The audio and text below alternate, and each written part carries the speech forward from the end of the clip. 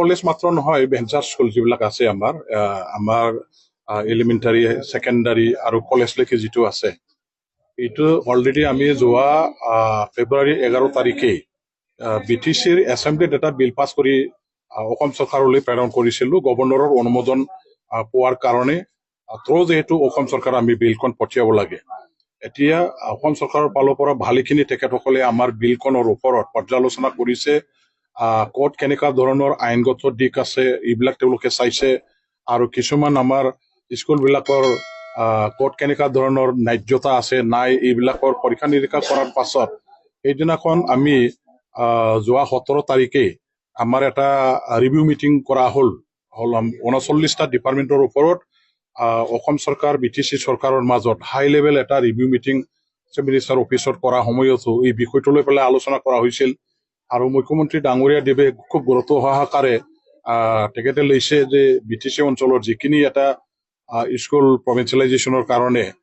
পদক্ষেপ লোৱা হ'ল, এইটো সোনকালে যাতে পূৰণ হয়। ইয়াৰ কাৰণে BTC গভৰ্ণমেণ্টৰ আমাৰ শিক্ষা বিভাগ আৰু অসম চৰকাৰৰ শিক্ষা বিভাগ একেলগে বহি মেলি সোনকালে নিষ্পত্তি কৰিবৰ কাৰণে তেখেতে নিৰ্দেশ দিলে। আৰু আমি অহা 24 তাৰিখে আমাৰ অসমৰ পৰা এজন টেকনিকেল অফিচাৰ আহিব। BTCৰ পৰা এটা পৰ্টেল আমি খুলিম, আৰু এই পৰ্টেলত এতিয়া আমাৰ BTCৰ যিমানখিনি স্কুল বা কলেজবিলাকৰ প্ৰভিন্সিয়েলাইজেশ্যনৰ কাৰণে তালিকা প্ৰস্তুত কৰি পঠিয়াই দিয়া হৈছিল, এই কলেজ বা স্কুলবিলাকৰ টিচাৰসকলে তেওঁলোকে এই পৰ্টেলত এপ্লাই কৰিব লাগিব। BTCয়ে পৰ্টেল এপ্লাই কৰি খুলিব। তাতে এপ্লাই কৰাৰ পাছত আমি এই কমপ্লিট হোৱাৰ লগে লগে আকৌ BTC গভৰ্ণমেণ্ট অসম চৰকাৰৰ শিক্ষা বিভাগ আমি একেলগে যৌথভাৱে বহিম। তাৰ পাছত প্ৰভিন্সিয়েলাইজেশ্যনৰ প্ৰক্ৰিয়াটো সমাপ্ত কৰিবৰ কাৰণে এইখিনি কামটো কৰা হ'ব। হয়, সেইটো আমিও লক্ষ্য কৰি আছো। অকল আমাৰ BTC অঞ্চলৰ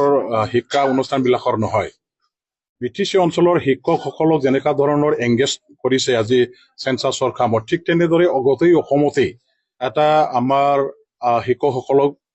মানে নিয়োগ কৰাটো দেখিবলৈ পাইছো। আজি অকল চেঞ্চাছ নহয়, শিক্ষকসকলক আজি আপোনালোকে ছবি গমেই পায়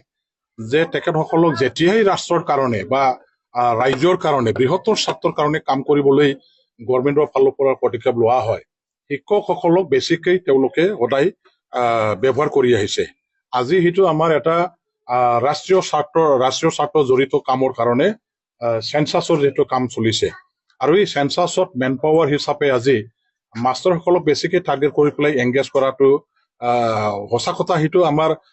পাঠদান কৰাৰ বেলেগত যথেষ্ট ব্যাঘাত মানে সৃষ্টি নকৰা নহয়, কৰিছে। আৰু সেইখিনি লৈ পেলাই আমি এটা SOP ইতিমধ্যে BTC গভৰ্ণমেণ্টৰ ফালৰ পৰাও কৰিছো, মানে বনাইছো। আৰু ডাইৰেক্টৰ মহোদয়ৰ পৰা এটা অৰ্ডাৰো জাৰি কৰা হ'ল যে যিসকল চেঞ্চাছত গৈছে, চেঞ্চাছৰ কামত যাব, তেখেতসকলক কলেজৰে হওক বা হাইস্কুলৰে বা LP স্কুলৰে হওক, শিক্ষকসকলক চেঞ্চাছৰ কামত নিয়োগ কৰাবিলাকক ফাৰ্ষ্ট হাফ যিটো কোৱা হয়, মানে 7:30টাৰ পৰা আৰম্ভ কৰি 12টা বজালৈকে যিখিনি সময় আছে সেইখিনি সময়ত তেখেতসকলক এংগেজ কৰিব লাগে। এংগেজ মানে কি কয়, আমাৰ পাঠদানত তেওঁলোকৰ ৰুটিনটো বনাই দিব লাগে। আৰু 12টাৰ পাছত যিখিনি আমাৰ আকৌ পাঠদান দিব লগা আছে শিক্ষকসকলে স্কুলবিলাকত, এইসকলক আমাৰ কি কয় স্কুলবিলাকত যিসকলে আজি চেঞ্চাছৰ কামত নিয়োগ কৰা নাই তেখেতসকলক ব্যৱহাৰ কৰিব। গতিকে ফাৰ্ষ্ট হাফত আমাৰ চেঞ্চাছৰ কাম পোৱা টিচাৰসকলে পাঠদান দিব, আৰু ছেকেণ্ড হাফত আমাৰ চেঞ্চাছৰ কামত নোযোৱা টিচাৰ যিবিলাক আছে তেওঁলোকে আমাৰ ছাত্ৰ ছাত্ৰীসকলক পঢ়াব। আমাৰ BTC গভৰ্ণমেণ্টৰ ফালৰ পৰা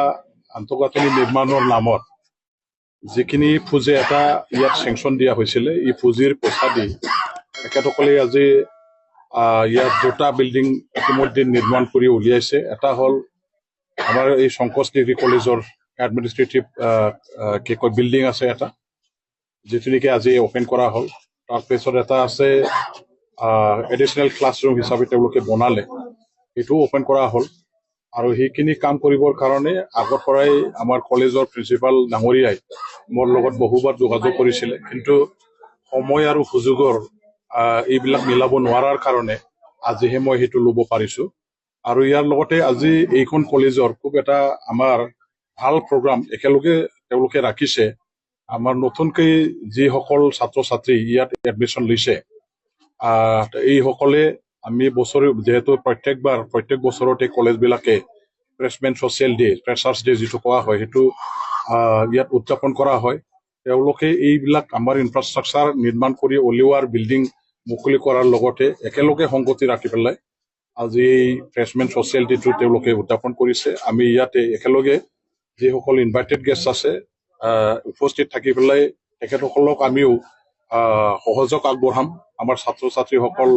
শিক্ষাগুৰু যিসকল আছে তেখেতসকলৰ লগতে আমিও আজি এই প্ৰগ্ৰামত একেলগে থাকি কলেজখনৰ আমাৰ ভৱিষ্যত যাতে উজ্জ্বল হয় ইয়াৰ কাৰণেও আমাৰ পৰা যিখিনি সহানুভূতি বা সহায় সহযোগিতা থাকিব লাগে সেইটো আমি আজি ইয়াত এই প্ৰগ্ৰামখনত থাকি পেলাই প্ৰকাশ কৰিম আকৌ পাঠদান দিব লগা আছে শিক্ষকসকলে স্কুলবিলাকত এইসকলক আমাৰ কি কয় স্কুলবিলাকত যিসকলে আজি চেঞ্চাছৰ কামত নিয়োগ কৰা নাই তেখেতসকলক ব্যৱহাৰ কৰিব গতিকে ফাৰ্ষ্ট হাবত আমাৰ চেঞ্চাছৰ কাম পোৱা টিচাৰসকলে পাঠদান দিব আৰু ছেকেণ্ড হাবত আমাৰ চেঞ্চাছৰ কামত নোযোৱা টিচাৰ যিবিলাক আছে তেওঁলোকে আমাৰ ছাত্ৰ ছাত্ৰীসকলক পঢ়াব আমাৰ BCC গভৰ্ণমেণ্টৰ ফালৰ পৰা আন্তঃগাঁথনি নিৰ্মাণৰ নামত যিখিনি পুঁজি এটা ইয়াত চেংচন দিয়া হৈছিলে এই পুঁজিৰ পইচা দি তেখেতসকলে আজি ইয়াত দুটা বিল্ডিং ইতিমধ্যে নিৰ্মাণ কৰি উলিয়াইছে এটা হ'ল আমাৰ এই শংকৰদেৱ ডিগ্ৰী কলেজৰ এডমিনিষ্ট্ৰেটিভ কি কয় বিল্ডিং আছে এটা যিটো নেকি আজি অপেন কৰা হ'ল তাৰপিছত এটা আছে এডিশ্যনেল ক্লাছৰুম হিচাপে তেওঁলোকে বনালে সেইটোও অপেন কৰা হ'ল আৰু সেইখিনি কাম কৰিবৰ কাৰণে আগৰ পৰাই আমাৰ কলেজৰ প্ৰিন্সিপাল ডাঙৰীয়াই মোৰ লগত বহুবাৰ যোগাযোগ কৰিছিলে কিন্তু সময় আৰু সুযোগৰ এইবিলাক মিলাব নোৱাৰাৰ কাৰণে আজিহে মই সেইটো ল'ব পাৰিছোঁ আৰু ইয়াৰ লগতে আজি এইখন কলেজৰ খুব এটা আমাৰ ভাল প্ৰগ্ৰাম একেলগে তেওঁলোকে ৰাখিছে আমাৰ নতুনকৈ যিসকল ছাত্ৰ ছাত্ৰী ইয়াত এডমিশ্যন লৈছে এইসকলে আমি যিহেতু প্ৰত্যেক বছৰতে কলেজবিলাকে freshmen social day freshers day যিটো কোৱা হয় সেইটো ইয়াত উদযাপন কৰা হয় তেওঁলোকে এইবিলাক আমাৰ ইনফ্ৰাষ্ট্ৰাকচাৰ নিৰ্মাণ কৰি উলিওৱাৰ বিল্ডিং মুকলি কৰাৰ লগতে একেলগে সংগতি ৰাখি পেলাই আজি এই ফ্ৰেছমেন ছ'চিয়েল ডেটো তেওঁলোকে উদযাপন কৰিছে আমি ইয়াতে একেলগে যিসকল ইনভাইটেড গেষ্ট আছে উপস্থিত থাকি পেলাই তেখেতসকলক আমিও সহযোগ আগবঢ়াম আমাৰ ছাত্ৰ ছাত্ৰীসকল শিক্ষাগুৰু যিসকল আছে তেখেতসকলৰ লগতে আমিও আজি এই প্ৰগ্ৰামত একেলগে থাকি কলেজখনৰ আমাৰ ভৱিষ্যত যাতে উজ্জ্বল হয় ইয়াৰ কাৰণেও আমাৰ পৰা যিখিনি সহানুভূতি বা সহায় সহযোগিতা থাকিব লাগে সেইটো আমি আজি